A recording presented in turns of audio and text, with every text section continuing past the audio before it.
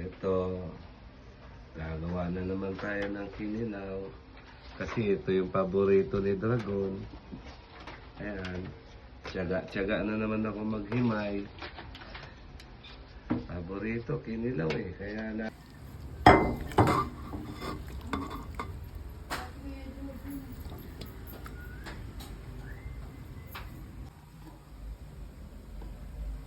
Di ko alam bakit lagi nilang request to. Siguro sarap na sarap sila.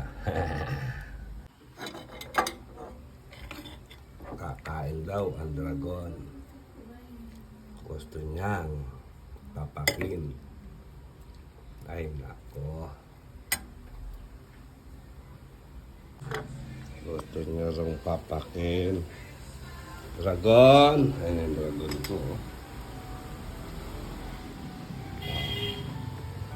Hi muna. Hi muna, hi. Hi. Ano na to? Kayo na na. Yes.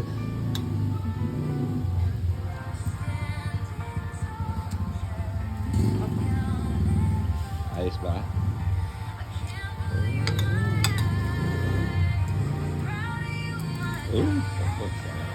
Ay mga Dragon, kain na kayo.